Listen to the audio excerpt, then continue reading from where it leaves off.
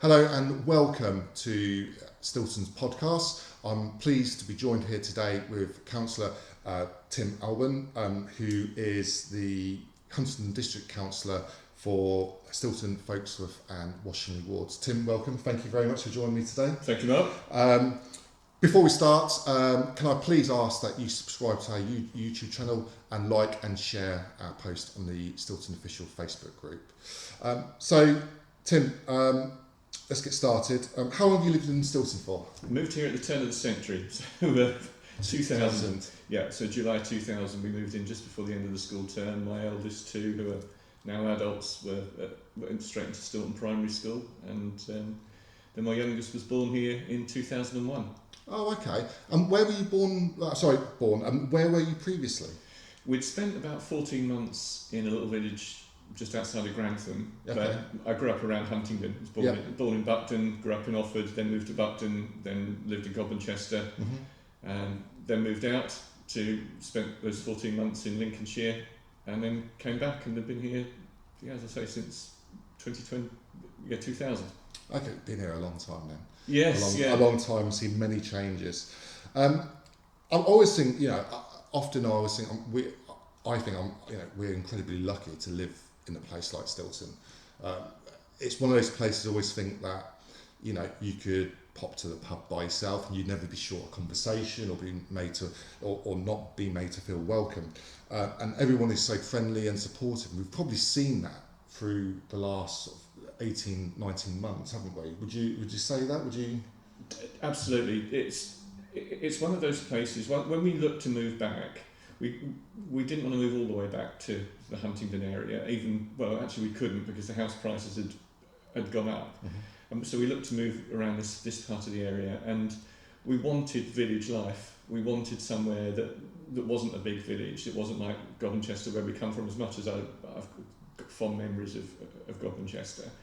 We wanted somewhere smaller with that village feel, and Stilton is exactly what we're looking for, and I love living here. I love the fact that I can bump into people in the street and have a chat, and you can, as you say, walk down the pub and have a chat with people. That there's village activities, village groups that my kids have been involved in over the years, that I'm involved in, and I just love village life. It's brilliant, isn't it? Outside of being a district councillor, what's your profession, your hobbies, things that you do on the side that interest you? I spent most of my working life in sales and marketing. Okay. And my current job is as a sales manager for a medical scientific company based in Essex. And before that, my longest career was with a Christian book and multimedia charity, which was based in Carlisle. So I was working from home. And I spent 10 years freelance work for the BBC as a reporter for radio, mainly for Radio Cambridgeshire.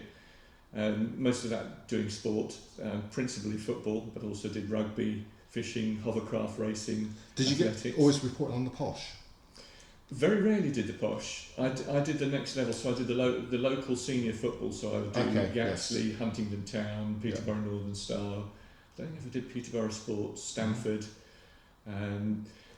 But I have done some posh pre-season games. I did Cambridge United's promotion-winning trip to Wembley. Okay, yes. So that was I think that's one of the highlights as a Cambridge United supporter, even been in posh. Are you really? Yeah, oh yes. Oh yeah.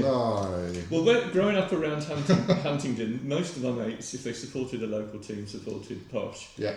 But a mate took me to watch Cambridge United, and that's it. Once the die's cast, you can't change. That's true. And so I know posh supporters living in Cambridge United territory. I just happen to be a Cambridge United supporter living in posh territory. What other hobbies do you have and interests? I got into running. Both my sons played Colts football. Yep. And that was my exercise, other than the odd bike ride. I helped run their team, and I've helped run the line. And when they stopped playing, any exercise I had didn't have any structure, and then I didn't have any at all. And a friend recommended Couch to 5K, and another friend recommended Park Run, where I've been this morning. And I've become a real evangelist. It's made a difference for to my life in terms of physical health and mental health. The fact that I enjoy getting out and running, particularly here doing the Denton Loop. Yes. You've got that mixture of terrain, mixture of flat and hill. Mm-hmm. The fact that you can bump into people and friendly, you're more likely to bump into someone on a horse or a bike than a car once you get over Caldecott Hill and out into Denton. But parkrun on a Saturday morning, what the additional benefit is running with other people. Mm-hmm.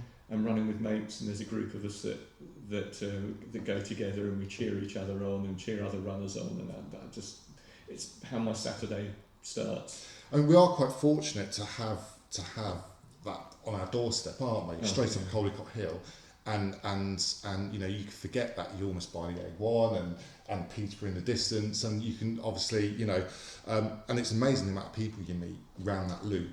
Some coming one way, some coming the other way, and obviously having a good conversation. So obviously you're District Councillor, you have a full-time job, family, you help run football teams. Well, I did do. I don't do that now. But you're a very busy person, and do you know, how do you find time for it all? It sounds a lot. I mean, I'm a member of the band at RAF Whitton as well, so that's most Tuesday nights. Now we're back after a break for COVID. We're back doing practicing, and we're due to play a concert in Stilton up at the Pavilion on the 11th of December. Oh, that'd be amazing. What instrument do you play? I'm a percussionist. Okay. So some people would say it's not a proper instrument, and I don't do the tune stuff. I tend to do drums, cymbals. Yeah. The little tiny cymbals, we don't use those very often, and maracas, shakers, that kind of thing. And then on parade, I've moved from, I still do side drum sometimes, but it's when you're a percussionist, sometimes it's what needs doing. So I've done bass drum once, I've done cymbals once, but mostly it's side drum. Mm-hmm. And then just before COVID kicked in, I was asked to take over as drum major. Mm-hmm. So I'm out the front shouting drill instructions to the others with the mace, and so if I get it wrong, I get 40 other musicians. I bet your drill is probably better than mine, and I was never particularly good at drill. It's one of those skills that you got to practice it constantly, so it's all sharp and everything. So what or who inspired you to become a district councillor? What was the moment you thought, actually, that's what I want to do? I'd been a councillor before. When I was in my 20s. Sure. And at one time, all I wanted to be was a full-time politician. Mm-hmm. And I realised in my mid-20s that wasn't what I wanted. And then my life changed, and family came along and wanted to put my career first. And I sort of stepped back from politics. And then when I was working for the BBC, having started, albeit on a part-time basis, I'd started with sport, but I was also doing some political reporting, so I couldn't be involved. So I had about a 10-year break. Mm-hmm. And Peter Mitchell, who used to be the district councillor for what was then just the Stilton ward, he said, I'm retiring. Would you fancy applying to be my successor to the Conservative Party? Yeah.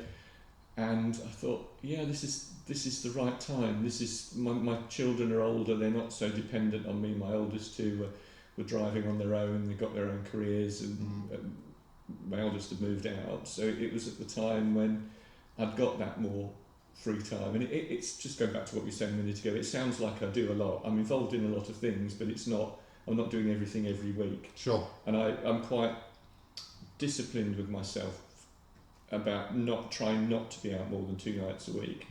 I think otherwise I think it affect my effectiveness. Yeah, of course. So I need time to. And also, I mean, you know, you've got a personal life as well, and you know, if you're out all the time, you know, you could say it's very easy to burn out effectively, couldn't you? Because we all know that obviously, you know, on a district and county level, you know, there's a lot of things going on. And if you don't have that discipline, then you almost become diluted, perhaps, and that's not an effective way of doing it, is it? And I think you, going back to what you said about becoming an actual member of Parliament, I mean, when you look at these days with social media and everything, the scrutiny is immense, regardless of what political party you are a member of. You know, it's instant scrutiny, isn't it? And it's almost quite difficult, I'd imagine, to, you know, it must put a lot of people off wanting to become a member of Parliament because of the, well, scrutiny is good in one aspect. You know, it's quite clear that you can never please everybody when you're a politician, and it must be really difficult because you know you have people going through your social media feeds to try and catch you out, and there's all sorts of stuff. And it in a way it put me off, I think personally, and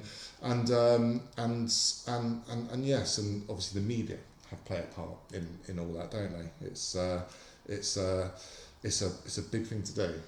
It is, and I think you're right. It's right we scrutinise our full-time politicians. Yeah. It's right that we scrutinise our local politicians, and I sometimes think as a local politicians and local councillors, we are under far more scrutiny than members of Parliament. And you know, it's right.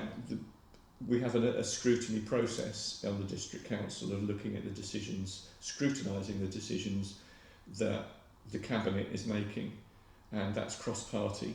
And it's right, we look at things and scrutinise what the decisions that are being made and say, you know, is this the right thing? And often that won't break down. Most of the time it doesn't break down on party lines. Yeah. I've said to people, come along to the scrutiny panel that I'm on. People would be hard pressed to know who's from what party, because most of the time we all work together for the benefit of our residents. That's good. And we've got such a diverse area. In Huntingdonshire, the district is one of the biggest in the country. I think it's one of the 15th biggest districts in the country. We've got 52 councillors representing right up to the border with Peterborough up at Wansford, right down to Great Gransden in the south, out to the border with Fenland and the edge of my ward, so the Ramsey area, that way out towards the Fens, and then here just a few miles to the west out to Northamptonshire. Yeah. And we've got different things that are priorities. For Marge, my fellow, because we're a two-member ward, Marge Butel and I, we represent our ward. And like other rural councillors, we've got rural issues that perhaps someone in Huntingdon or St Neots doesn't have. Exactly. Equally, we don't have the pressures and demands that a town-focused councillor will have. But we all bring something different, a perspective to issues like bin collections. Yes. Because it's quicker, presuming the roads are clear, to pick up roads in the middle of Huntingdon than it is to go out to Old Walton and Denton and Morburn. You can get fewer bins collected per hour because the houses are more spaced apart, and that's something that needs factored in. And when the bin collections change and are reassessed, as a rural council, I bring something different to one of the Huntingdon councillors who sees something different from just the practicalities. And it's not party political at all, it's just the practicalities of running a big district council. No, I mean, it is good that party politics is put to the side. I think that's what people want to see to get things done. And talking of the district council, how in your opinion, how would the district council interact with the county council and the parish council, and what are the distinct differences between responsibilities? There's far more cooperation than I remember there was when I was a councillor back in the 80s. I was on the county council, and partly I think social media has helped that, and COVID has forced online meetings, and I think although we have to have formal council meetings now in person, it's easier now to get. You might get an officer from the county council and an officer from the district council and a parish clerk or a parish councillor talking to each other, and you can do that on Zoom or Teams or WebEx or something like that. Rather than people travelling miles across the county, it's far easier to have that kind of cooperation now than it used to be. And I think something else that's changed is that there are more councillors now than I remember being elected councillors on more than one authority. So you've got people who might be a county councillor, a parish councillor and a district councillor all at the same time. Oh wow. Yeah, I mean, I couldn't do it working full time. No. But some of the retired people who've got more time are able to do that. And then you've got people who are in the cabinet on the county or the district council then have a responsibility, or there are people appointed from their own council to sit on the combined authority with the newish combined authority. So some people might actually be on 4 authorities at the same time.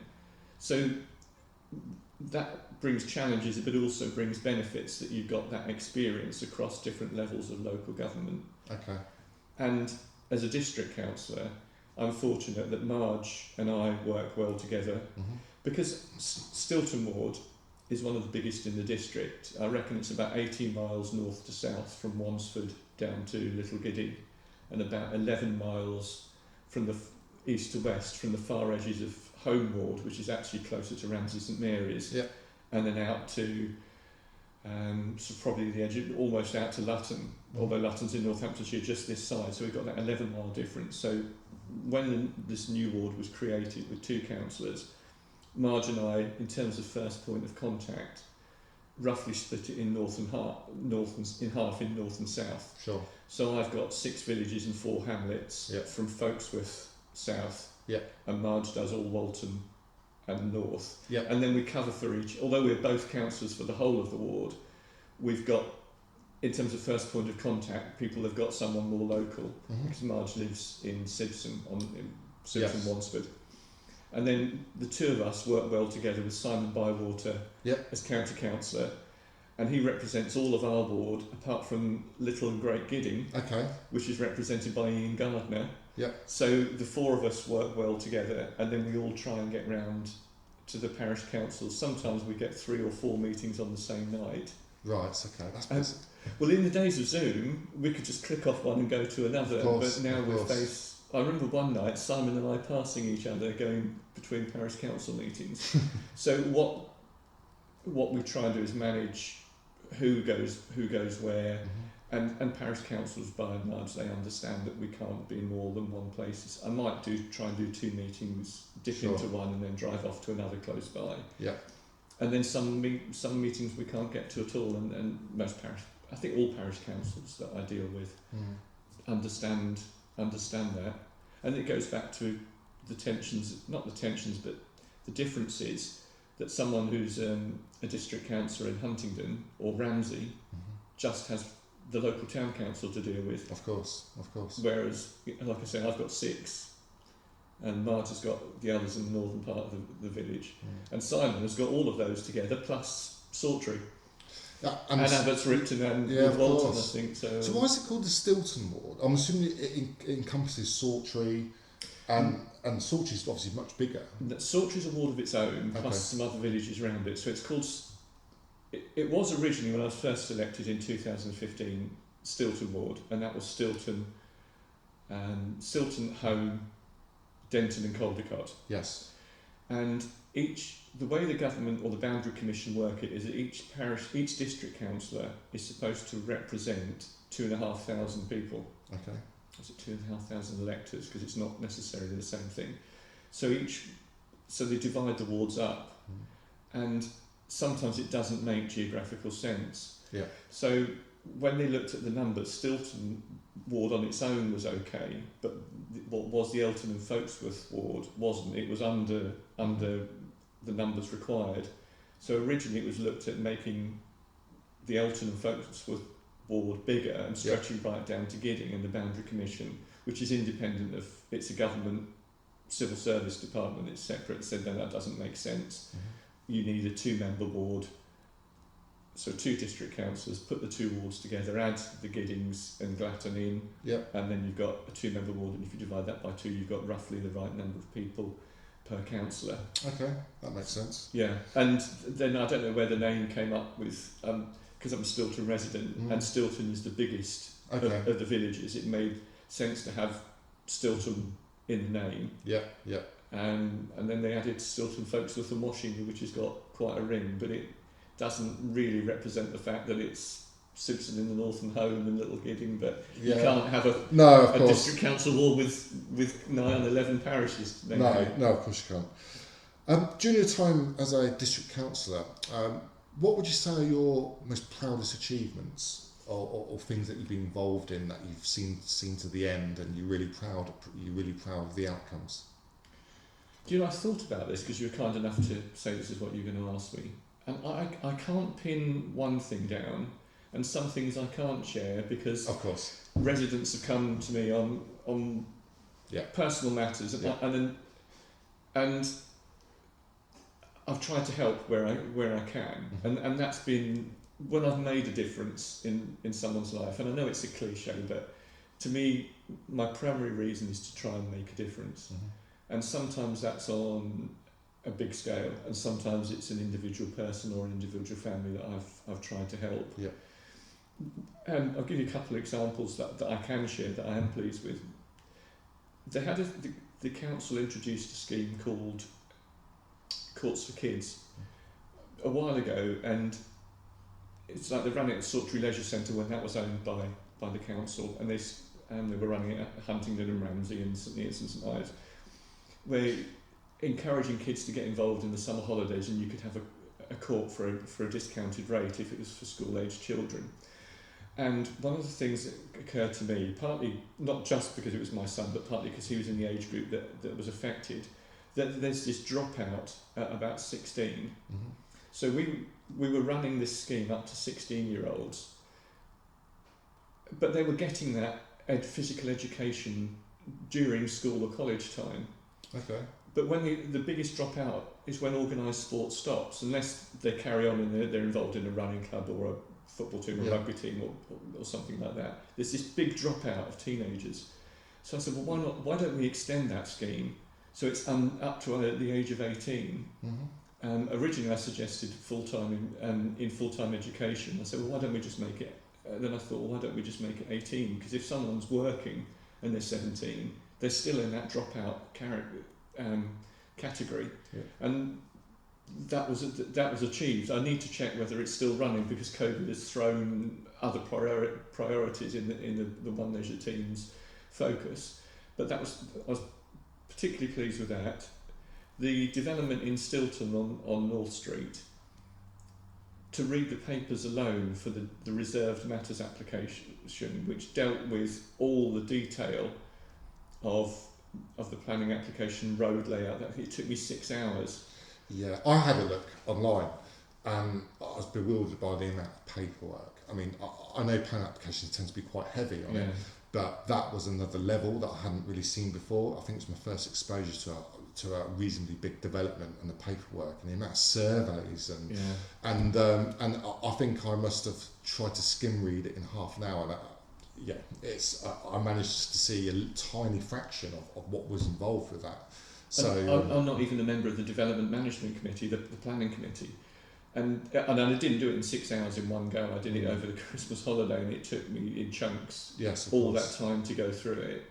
And similarly, at about the same time, an application came in for Denton Church Ruin, that the application had come in to turn that into residential accommodation, and that for it's either 1 or 2 units, but that one application on a quite small geographical area, but of huge significance culturally and historic. Is it listed? Oh yeah, absolutely, yeah. Yeah, it would be. Yeah. And that involved a lot of work to go through, and it's that.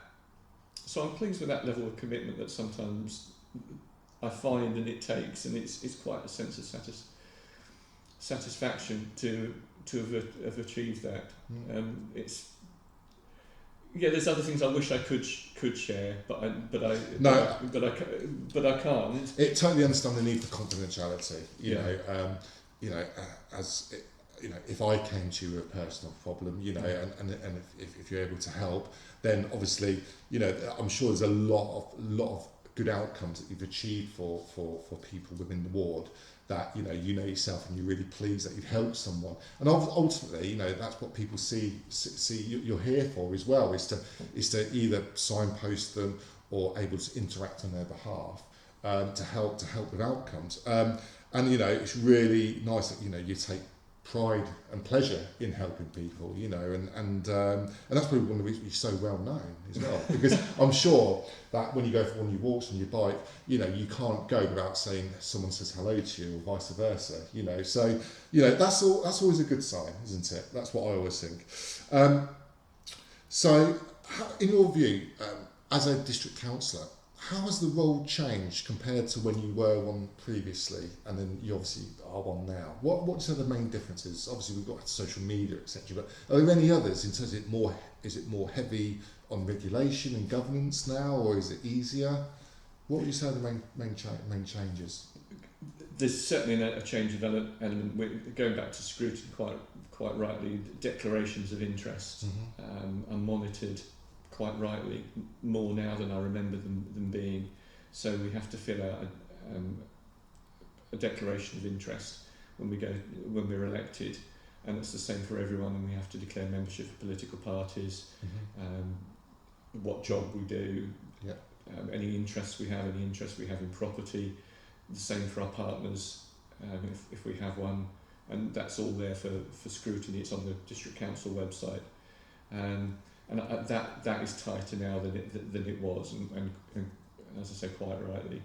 And I think, again, going back to social media, and email has made a huge difference.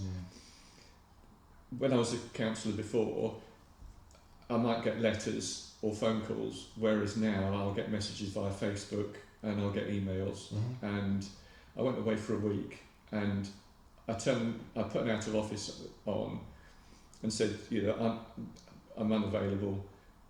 If you need someone, contact Marge, because we cover for each other while we're away. And I came back to 50 emails. Oh, really? On top of my work emails that I had when I went back to work, and my personal emails. And I'm not complaining. You know, and some of them, the downside of having email is that we get put, despite the GDPR regulations, we get put. What's that? Regulations, the RM regulations. It is, in spite of GDPR. We get put onto mailing lists, so we'll get people trying to sell the council courses and coming to individual councillors when it's not. Sure.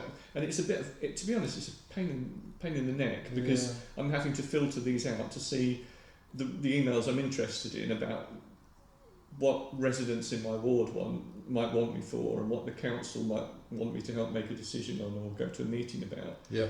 But the good side is that I can take up an issue on behalf of a resident a lot quicker, and that's a big difference. And I can send an email out and sometimes have a response very quickly and get back to the resident very quickly. Yeah. So that's a really big change. Oh, excellent. Some of the questions I've asked obviously when we had Cllr Bywater here, and obviously the parish councillors. And one of the objectives of these podcasts with local councillors is to obviously, for our readers, our viewers, to obviously understand the distinctions and the uniqueness to each role. So one of the questions I've got is, in your experience, are there younger councillors now, or are they still sort of middle-aged, to retirement? Is that still the same main band, or do you find younger people becoming more engaged and wanting to be a district councillor? I don't know what it's like nationally, but certainly on Huntingdonshire we've got 2 councillors in their 20s. That's good. Yeah, I'm guessing 1 or 2 in their 30s. Yeah. And right up to, I think the oldest is early 80s. So we have got some sort of cross-section. In Peterborough, actually, it's more mixed. They've got more younger councillors there from across the parties.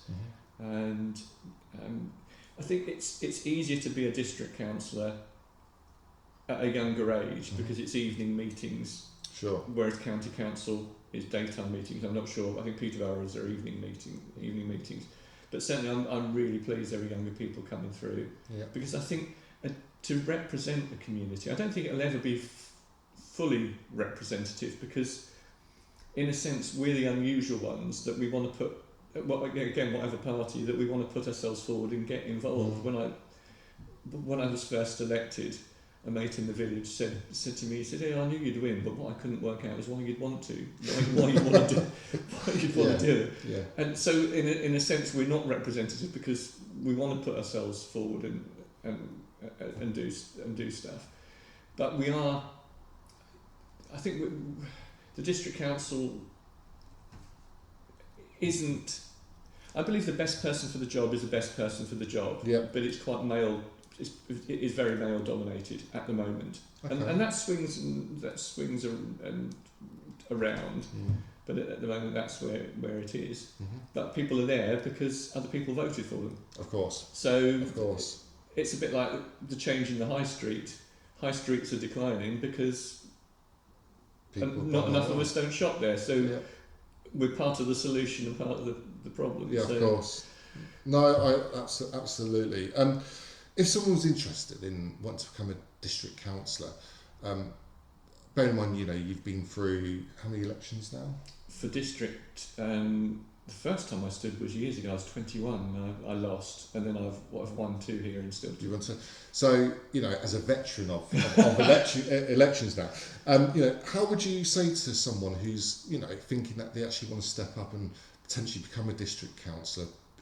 Bear in mind our viewers is not just confined to Stilton, so it does go a little bit further out. What would you say to them is the best way to approach it, regardless of political party? The first thing I'd say is just Google, "I want to be a councillor." Yeah. Google, other search engines are available, or search, "I want to be a councillor, how do I become a councillor?" In Huntingdonshire, type that into the huntingdonshire.gov.uk website, and there's a leaflet dedicated to that. It's neutral in terms of politics. I think the local government association runs something saying you may or may not want to be part of a party. Yeah. And you can stand as independent. Oh, as well, absolutely. can't you? Yeah, the biggest group outside of the Conservative group on the district council is the Huntingdonshire Independent Group, Okay. where there's 2 independents who aren't aligned to anyone, Yeah. and then there's a group of independents who have formed a group Yeah. within themselves, Okay. amongst themselves. So you absolutely you don't. On the county council, there are 3, I think, independents. The rest are elected under party political labels. I think under Peterborough next door, I think again there are 3 independents, and the rest are party political of different persuasions. So I would say to someone, ask yourself why you want to do it. Do you want to? Are you a member of a political party? Do you want to be a member of a political party? And approach the one that you feel most aligned to, or if there's more than one you feel aligned to, interview that party, find out, ask them questions, and then find out, do you want to be involved in that political party? And if you don't, and you still got that desire to serve the community, stand as an independent. They've changed it during COVID, but I think you need a proposer and a seconder, and I think 8 other people to put your nomination papers in, and then put your name forward. And then I guess you then hit the election trail, so to speak, and then you're out knocking on doors and getting your media out there. And how long does that sort of period take? Do you have a set time you're allowed to do that from, or is it as you see fit in the run-up? This is another thing that's changed. There's a buzz phrase coming called the short campaign and the long campaign. Okay. So the short campaign is sort of in the weeks, maybe a couple of months leading up to polling day. So local government elections in England tend to take place on the first Thursday in May, outside of by-elections. So next May, the whole of the district council is up for election, and all the parish councils, everything is done together. There might not be elections for the parish councils. There's not always enough people to force an election even. And so the short campaign will run through April. The longer campaign, for me, as a district councillor, I'm always campaigning to one degree or another, and that may be just being what I try to be, which is a good district councillor. Yeah. Partly because I believe it's the thing to do, and it's the right way to do district council work, but partly in terms of the long campaign, if I want to stand again, people will see that I'm always doing something, and that's what I want to do. I think in the past it was easier when there wasn't social media for people to get elected and then just go to meetings and probably not do a lot between time. Now it's so much easier for a councillor of whatever party to be very active on social media and to share what he or she is doing and let people know what they're about. I use Facebook a lot. I haven't got a dedicated website, some councillors have. I've got a Twitter account, but I don't use it so much. I found most engagement, the best way is Facebook. And people will come to me with casework, constituency work for them through Facebook. It's actually easier because sometimes Facebook loses messages. And I'll get an email via my personal account rather than my council account. So it's easier to email me at tim.alban@huntingdonshire.gov.uk. And that way it's held on the District Council system. And it's out there, all being out there all the time and being seen. Simon Bywater and I work a similar way. We're out there being seen, and it's the way. I can't be any other way. No. What I have to do is manage my time effectively. And one of the things I first realised quite quickly was my instinct was someone comes to me with a problem, I'll sort it out. Whereas you used the term earlier on signposting, I quickly realised that sometimes my role is actually to signpost someone to say, this is who you need to speak to, this is the council department you need to speak to, this is, go on the website and report fly tipping. You don't have to come to me, because reporting it to me doesn't get it done any quicker, because I'll report it using the same system. Because for the council to work effectively, this is another thing that's changed, and the county council is the same in terms of road repairs. If someone reports fly tipping, we've had a lot of it on the big 660. I went out to Gidding, and there was lots of fly tipping out on the Bullock Road. Report it on the District Council website. It's there, it's logged. Anybody at a council officer can see that. It's not one email from me or a resident to a council officer. It's available for everyone. The police are working the same way on their website. If something is registered centrally, anybody can see it. If you register a local officer that you happen to know or dealt with in the past, if he or she is on leave or on a different shift, it may not get seen for 2 weeks or 48 hours. I think the good thing about that, though, is when you signpost, you're also indirectly educating that person on the process as well. You know, so they know in the future if they've got a similar problem, where to go immediately, and you know, because obviously, I'm sure you like to also reserve your time for those who contact you with a problem that you need to personally get involved in terms of signposting. So it is, I guess, about managing that caseload that keeps it effective. Obviously, we're going to move on to the developments. And you know, as I said to colleagues, Stilton is growing. And we're going to see a huge shift in the next year or so with regards to Stilton and its size and the developments. How obviously we're now almost at the point where work is probably about to start real soon, and it's been a long road between planning, being refused, appeals, and etc. And you've been you know a critical part of that in you know representing what the residents of Stilton would like. But from your perspective, in terms of, we've always seen a lot of developers, they propose various amenities and etc. How are we going to hold them to account because we know the development is going ahead. So how are we going to hold them to account to make sure that what they've proposed and what's been accepted and agreed, they're going to stick to?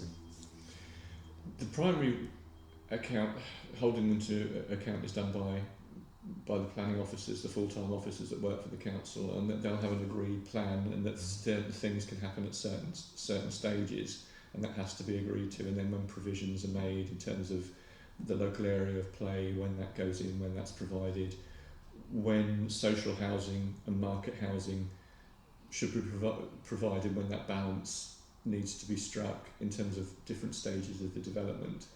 and the district council planning officers will monitor that and check that that's being kept to.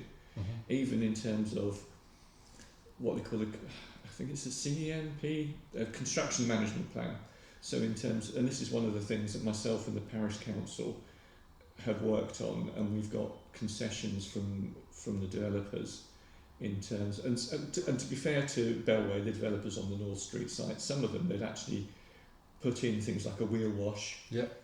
So the vehicles should be being washed before they come out onto the road, because I know developments in other villages that hasn't happened, and there's mud all over the road, isn't there? Exactly, and that may still happen, but they've got a plan. They've got things about dealing with that, and also things about when actually work can take place and when deliveries can take place. And they conceded some points, because my big concern with the development was a development of that size on that site. I won't go back over the arguments, but roughly, if the planning permission was granted for a row of houses, I wouldn't have had a problem. But because it's 90 houses, my concern was and is the effect that that's going to have on the village in terms of traffic. But equally, I had people come to me. Most of the people who came to me said they were against the development, but some said they weren't, and I had to make a decision as to where I stood. And then once my role was, my decision was I would oppose the development of that scale on that side. But if it was approved, I would try and get the best deal for the village. And working with the parish council, we've got concessions from the developers. Sometimes it's little things like starting work later on the houses that are nearer to the houses that are there, so it's less disruptive for the existing residents. Because this development is going to take, it's projected to take 3.5 years from start to finish. Wow.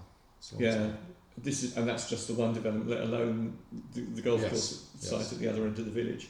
So, and it's those kind of things that take time and discussion and meetings and agreement. And I've got a good working relationship with all my parish councils, but in this case it was Stilton, and we worked together, and we've worked with the developers and council offices, and I reckon we've got as good a deal as I would have liked more.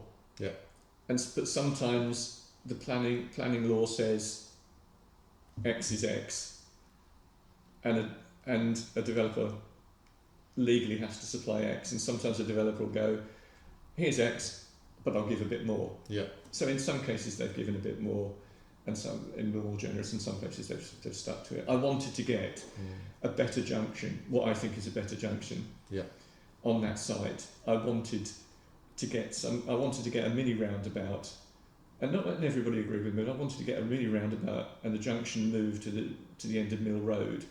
So I reckon that would make traffic flow better coming out of both estates, so you haven't got two T-junctions near each other. Of course. It would have a slow-down effect. But the county council traffic engineers said you don't need that, and the planning permission has been granted on the fact of the entrance to the site is where it is, and that wasn't changed.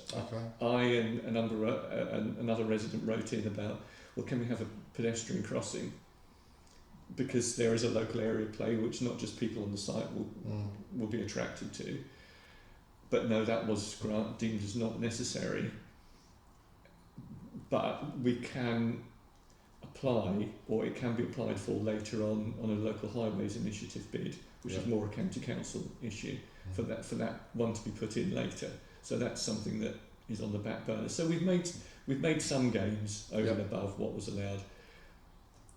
I would have liked more. I think it's the nature of the thing, but for now we've got, I think, the best deal possible. And the style of the houses, what I've noticed is those who are in support tend to be the younger people, because obviously they struggle to get on the housing ladder, understandably, and potentially it is a route for them to get potentially a house in the village they're brought up in.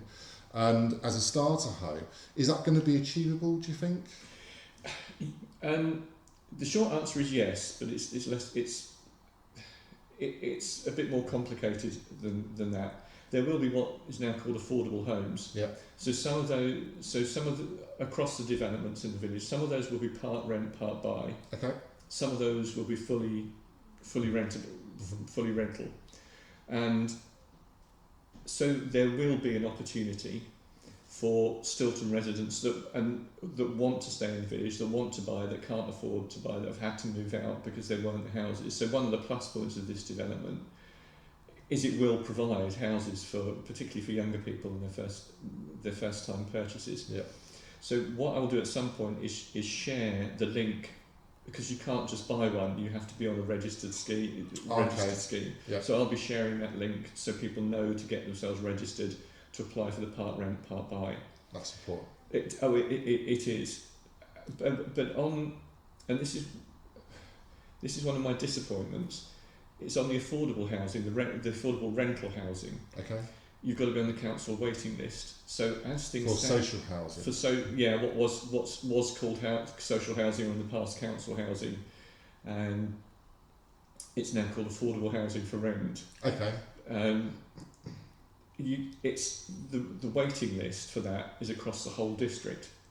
Right. So someone in Stilton doesn't necessarily get a higher chance to have one of the rental ones Okay. than someone in St Neots or Sawtry or Right. Sibson or anywhere else beginning with S, or any other letter of the alphabet. Yeah. It's done on housing need. So what I am trying to work with the council is getting what they call local lettings plan.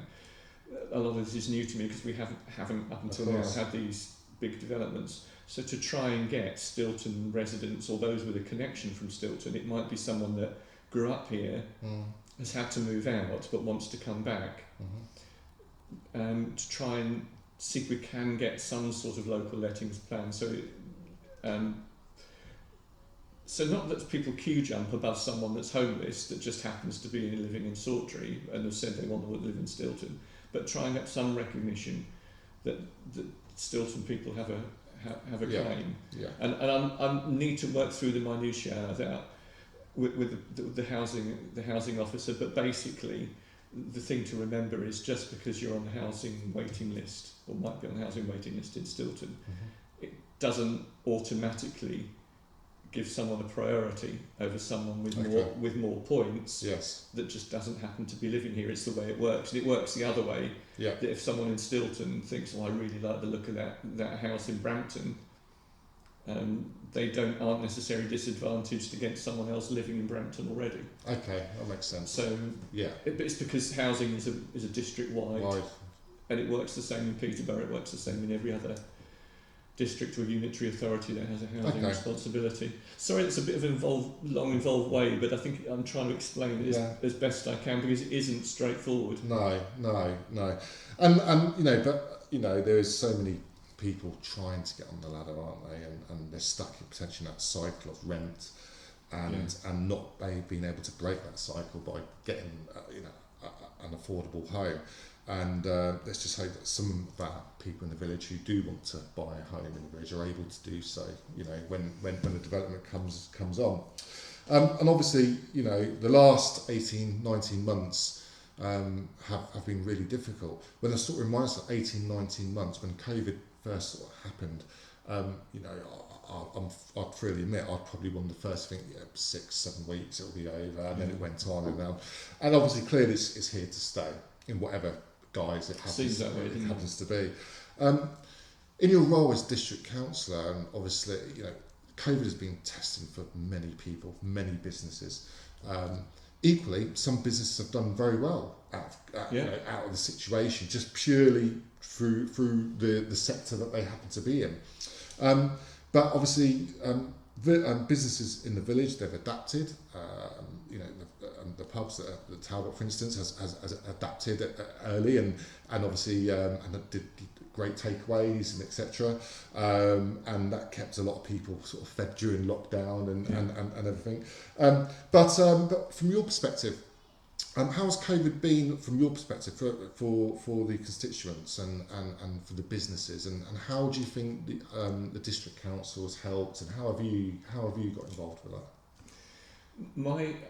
as I said to you a few minutes ago, my instinct is if someone comes to me with a problem, I want to try and do something there and then to help.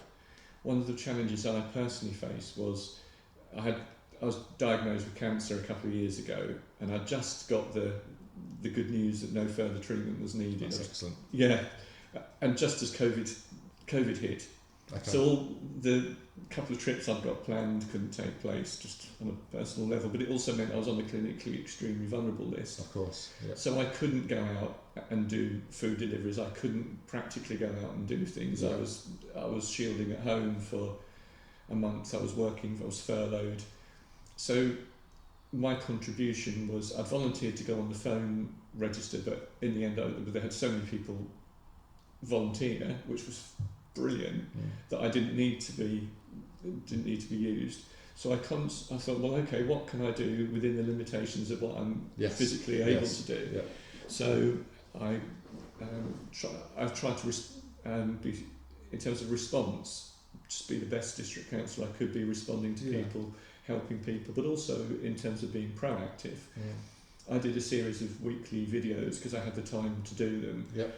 A lot of that was signposting. Yes. Saying these are the local support groups. These are the district council. I watched some of those. Thank you. Very good, very good. And actually, I think that piggybacked almost onto the culture because everybody had moved to Zoom, Teams, whatever it may be, and so people were living by video effectively. So it actually fitted quite well, unfortunately, in those circumstances. And obviously, I read on the Huntingdon District Council website they've released quite a large amount of money, haven't they? Yeah, excuse me.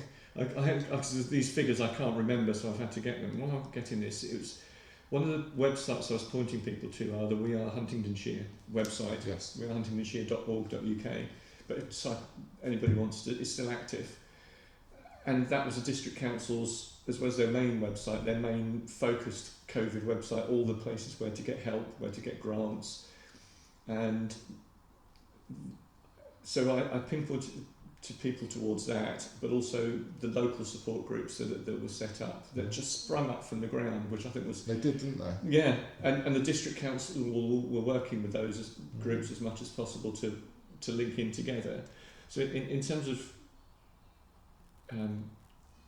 facts and figures, I'll throw in a few stats. £56 million worth of grants were paid out to more than over 11,500 payments to businesses across Huntingdonshire. Okay. And that was government money. Yeah. And what the district council did, Huntingdonshire District Council did, that some other councils didn't do, was that the district council money, or the money the district council collected either through commercial income or through council tax, rather than wait for the government money to come into the district council, because it's the district council distributing it, and then paying it out, the district council paid out the district council's funds to the businesses, and then it was paid in by the government. So the business got it early. The business got it earlier in Huntingdonshire than they did in some other councils.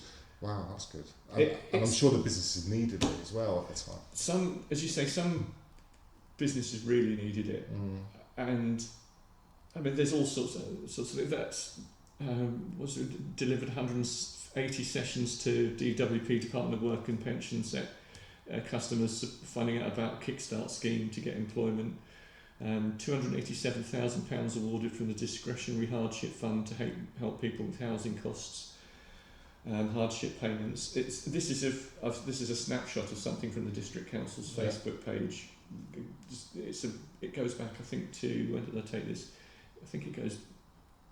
It's on there. I can't remember when I snapshot. It was a while ago back. I think it might have been May this year. Sure. So to me, it was the district council actively doing something, but also it's played a big role in enabling. There's other district councillors that were able to get out there and were delivering food parcels, were getting involved in community groups. So volunteering over and above what they were doing as a district council. District council staff that were redeployed from one department to another. Leisure staff that couldn't run leisure centres were out delivering food parcels. Yeah. Just fantastic can-do attitude. Everything that's good about our country and about our community was shone in that. Absolutely, And I think one of the things, there's a recognition that we can't let that slip, or we will try and not let that slip, both as a district council and as a community. That we want to work together, we want to promote that, help promote that community cohesion. And it's not just about the district council doing to its residents, it's the district council working with its residents individually and its parish councils and its community groups to work together. And it's even grants. A couple of people came to me to get grants for their business because they'd struggled to get through the system, and I was able to help them. And that was another thing. I was just really pleased to be able to make a difference. But in terms of individuals, you talked about the toll, but we can all try and make it. I'm not a big pub. I'm not down the pub every week, but I've tried to support John and Jess and the team there. I've been into the Bell, Ali's new coffee shop. Yes. I haven't been into the S-Bar yet, but I've tried to. I haven't been down to the Admiral Wells yet, but I've supported the Addison Arms with takeaway. So and if we all do a little bit of that, it makes such a difference. Exactly. And I don't know, it's not a COVID thing, but just supporting local businesses, I think makes such a... I mean, NISA, we're so fortunate, as everybody that lives here knows. They've been amazing. And because Denton, Caldecott, Folksworth, people come here from home because there's a regular post office. Yeah. So it's just... I think we must have done, during the first lockdown, I think we must have done almost like a weekly shop in NISA. Oh, really? And never before had we contemplated doing that just for bits, but actually they've got most things that you can get by with. And you mentioned about the community, and you know, we've all seen the community groups that have sprung up overnight, and also just the best of people is brought out more or less. And you know, people who perhaps would see a post on social media but weren't friends with them, but would just step up to the plate and help out, whatever it may be.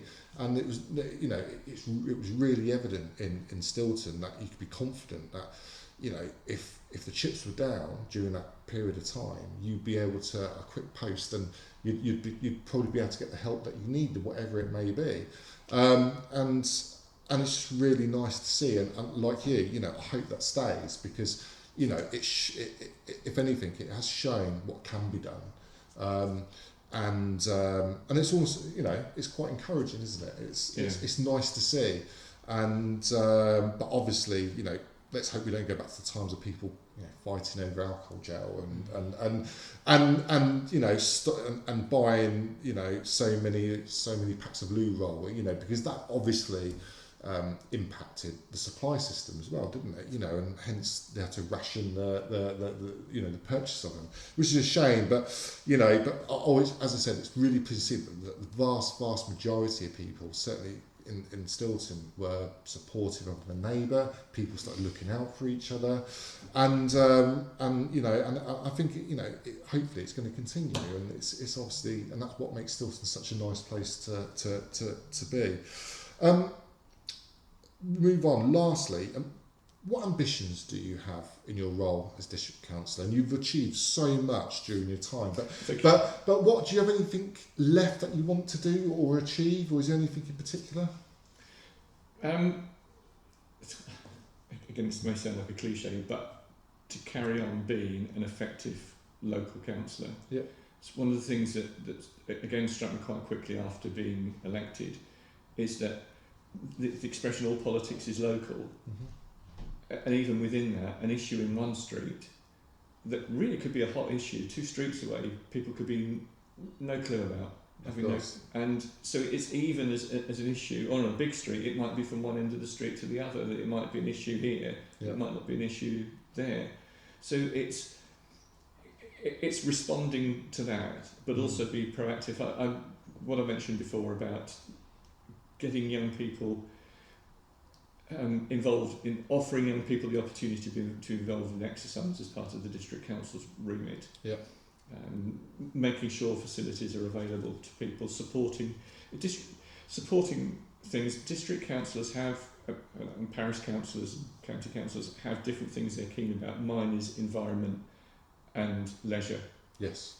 And so I'd like to see our recycling rates, which are already some of the best in the country, I'd like to see those improved. Mm-hmm. The expansion of the way we do leisure, offering people, I don't think people should be forced to do physical exercise if they don't want to, but this offer of leisure provision that suits people, like walking football, walking netball for older people. Mm-hmm. And I say older, one of my mates from school, we're now in our late 50s and he's doing walking football. So it's making sure we have a provision, or we support groups that are giving provision. It's again this thing of either offering a sport directly, like a badminton court or a swimming pool, or supporting community groups that are running.